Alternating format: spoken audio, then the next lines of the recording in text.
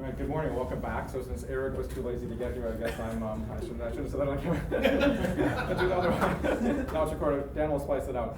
Anyhow, I got nominated to be the, to fill in honorary, organizer here this morning. So our first talk this morning is Chris Drupieski from DePaul, telling us about superized, not supersized, Troesch complexes and other stuff. Oh, but they do get supersized eventually. So this is joint work with John Quiava, and this talk comes in two parts. So if you fall asleep in the first half, there's a softer reset halfway through. Maybe this is also related to, maybe you've seen in the news, Inside IRED, Bloomberg, that DePaul, the nation's largest Catholic university, is $56 million projected budget shortfall. So this extends to the slides. So I had to recycle a little bit in the second half of the talk. Is this working? Okay, so the first part, I'll tell you the classical story, and this was the motivation, and the second part I'll tell you about what we worked on. So this talk was for Eric, since he worked on strict polynomial functors. So to start off, maybe not the category of vector spaces that you're used to, but a category of vector spaces. So K for us will be a field, and usually later on it'll be a field of odd characteristic. And script V will be the category of finite dimensional K vector spaces. And so on tensor space, this is not Steve's action, this is place permutation action. The symmetric group acts on tensor space by place permutation. And then this gamma D notation is for the invariance under that action. So then this category gamma D of V, this is going to be the category that has the same objects as script V. So the objects are finite dimensional vector spaces over our field, but the morphisms are defined by taking symmetric group homomorphisms between tensor space. Or I usually think of this as taking the space of all ordinary linear maps between them and then applying the gamma D functor to that. And composition under this canonical isomorphism is just composition of symmetric group homomorphisms. So this is our new base category. And then the category of strict polynomial functors, this is not the way Eric and Andre Suslin originally defined it, but here I think this follows exposition of Pirashvili. It's the category of linear functors from this gamma dv category to vector spaces. So these are ordinary functors in the ordinary sense, because if I had a linear map from V to W, I can just tensor that linear map with itself d times, and that would give me an element in this Hom space. And then then the functor would give me some corresponding map over here. And the requirement is that to be a strict polynomial functor is that this be a linear map. So these are strict because there was an older notion of polynomial functor in the literature, which this does adhere to that older definition, but it includes more data. You have the data of being a functor from this other category. What's that? I thought it was strict because it was not a functor. These are functors. They have more data to them.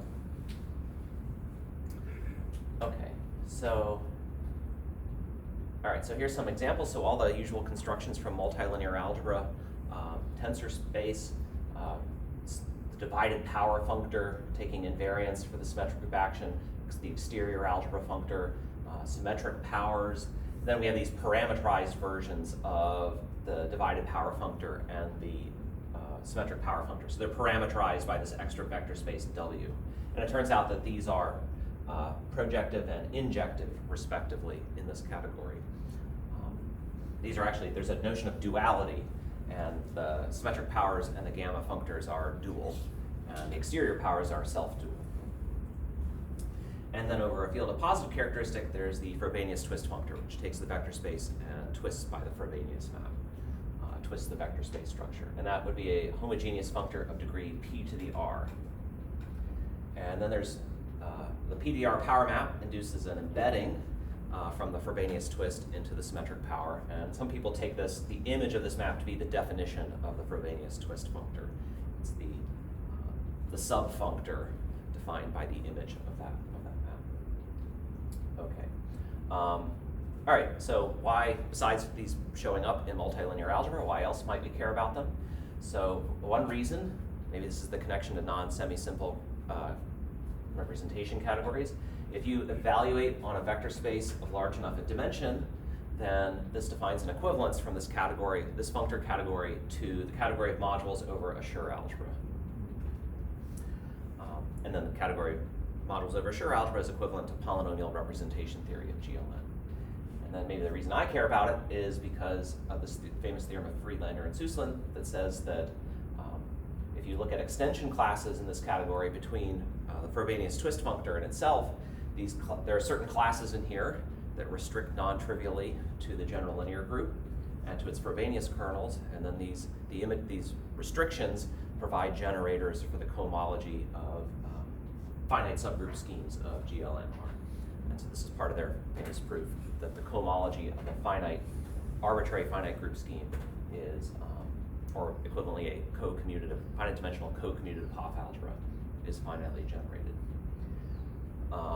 And then other extension classes between other strict polynomial functors have played a role in other more general finite generation results. More general for other more broad group schemes by Touzé and van der Kollen. Okay. So what's sort of the goal of the story that I'm going to tell? Maybe one goal is to try to describe an injective resolution in this category of a twisted symmetric power. If m is equal to 1, then this would just be the Frobenius twist functor. So if you had injective resolutions, explicit resolutions, you could maybe do some calculations with them.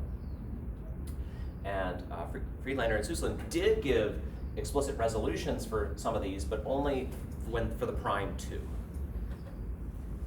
And this is only a 20-minute talk, so let's stick to the case r equals 1.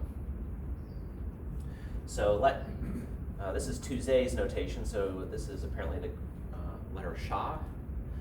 And so let's let this be the graded vector space of dimension p, and the z grading on the basis vectors is the obvious one. And then I'm going to use this parameterized functor, symmetric group, parameterized by Shah.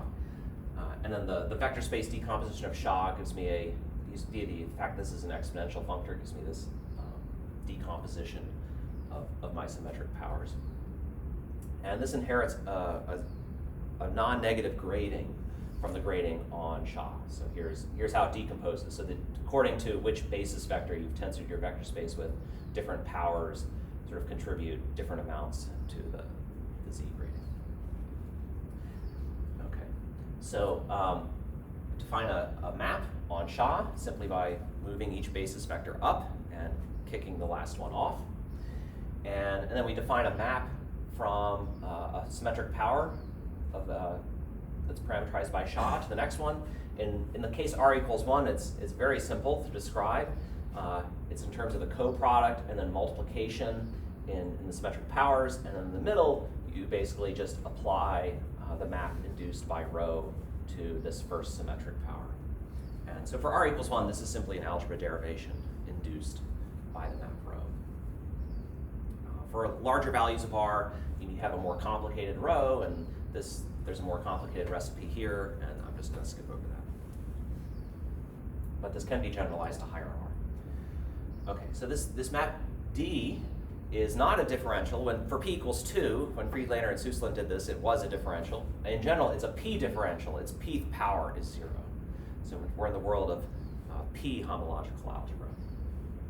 But if I have a p differential, I can take the corresponding p complex and contract it. And there's actually many different ways you can contract it, and I'll just stick with this one.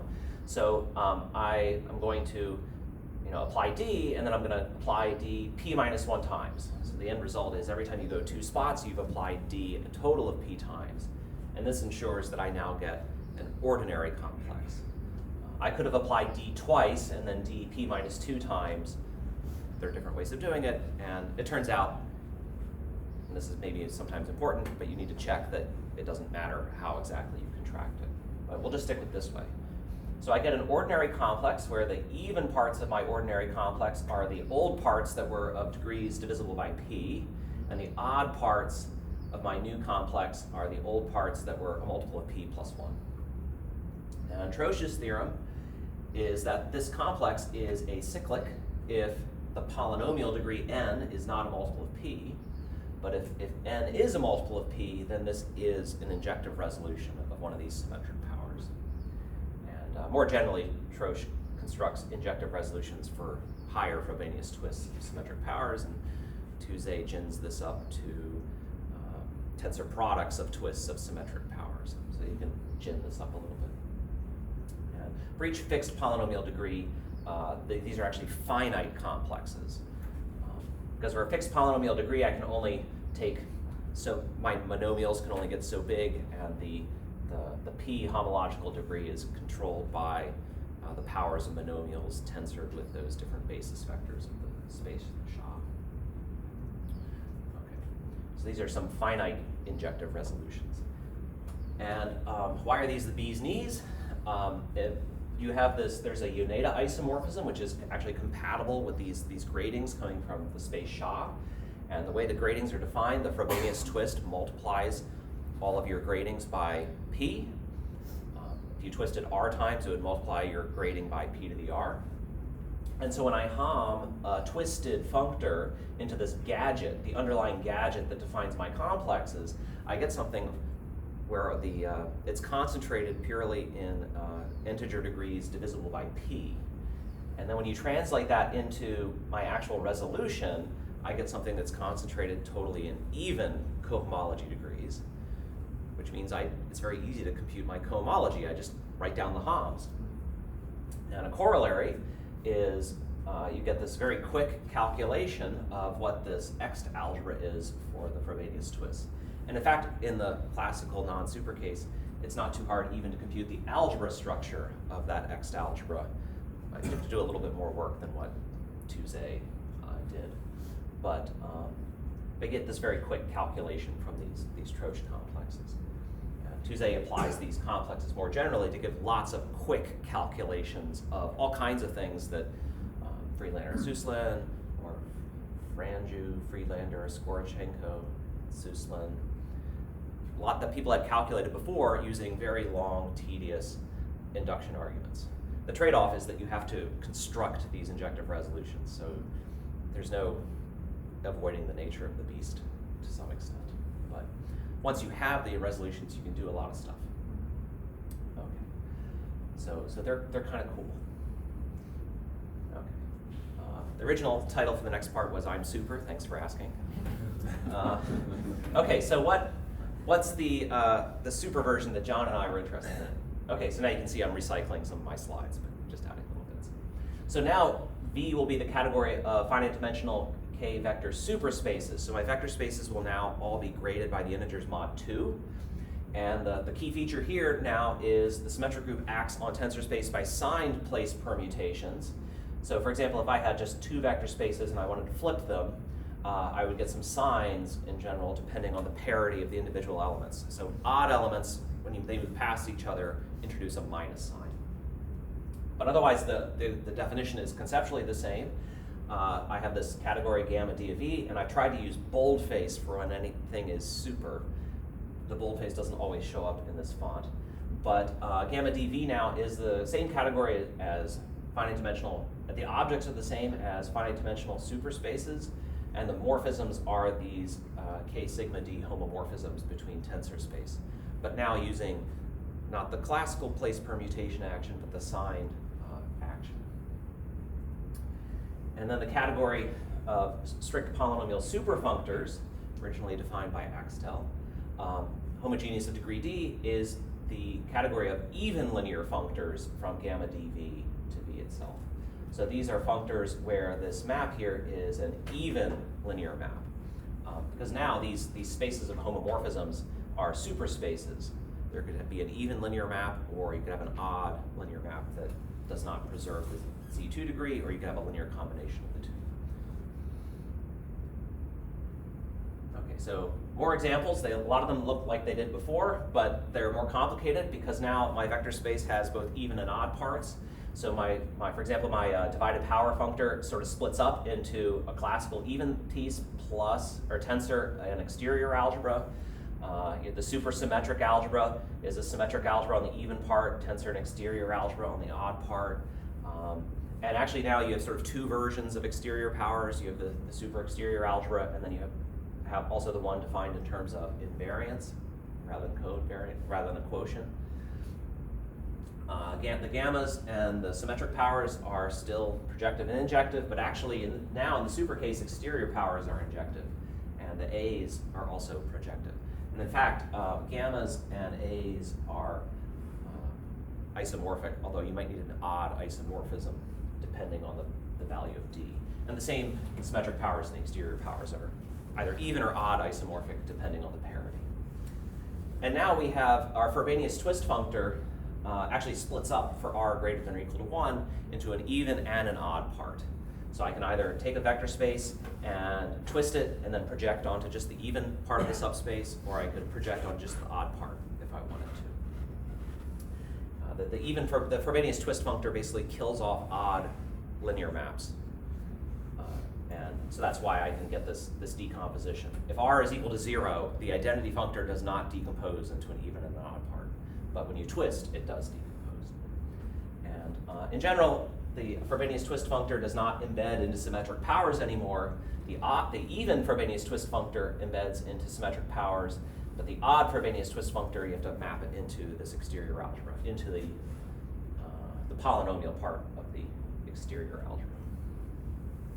So some slight complications. Okay, so why do we care? Axtell proved that this category of strict polynomial superfunctors is equivalent to the category of modules over a Schur superalgebra.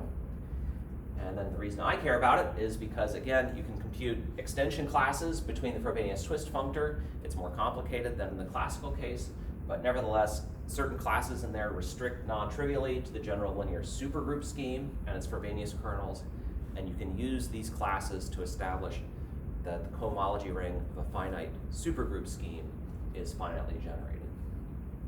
And more generally, I would just like to better understand what these extension groups look like, because they're way more complicated in the classical case, and yet the functors that you're working with, they seem like natural things to think about. Okay, so we looked at just basically the naive generalization of Troesch's construction. If you just generalize it in the most naive way possible, what happens? So consider SHA now as a graded superspace of purely even superdegree. It has a super grading, which is totally even, but it also still has the old C grading, which is totally separate. And we define the differential D exactly as before, but now we get some new types of cocycles. So in the old case, if you took an even vector, tensored it with SHA sub 0 with that basis vector, took its pth power, this was a cocycle because D is a differential. Differentials in characteristic P act as 0 on pth powers. But in the super case, if you use an odd vector, I get something new. And this is actually landing in the exterior part of this supersymmetric power.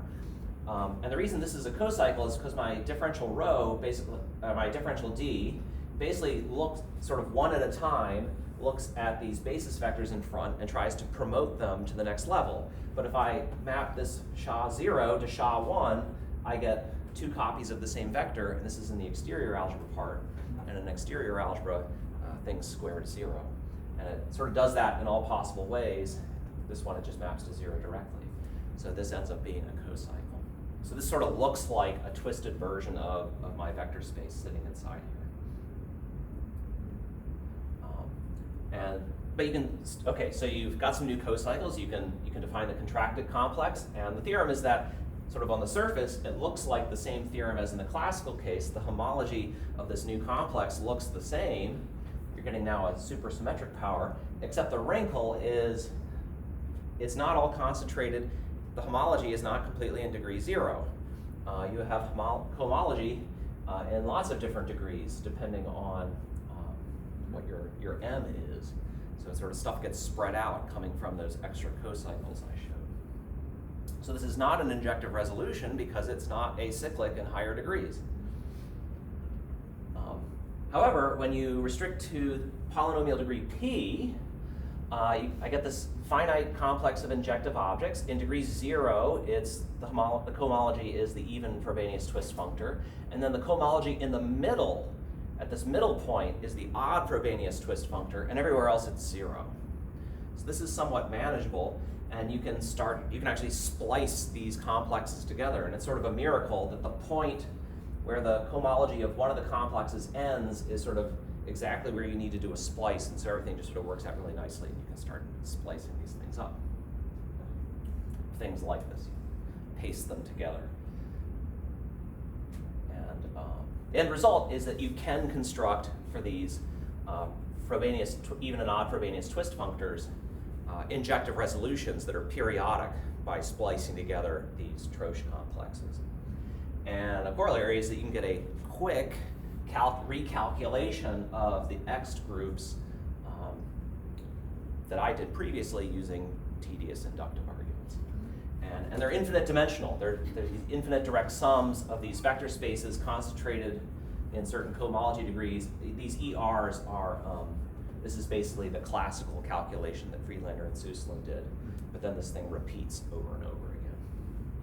And you can even say a little bit, using these resolutions, you can say a little bit about the algebra structure, but it's a lot harder.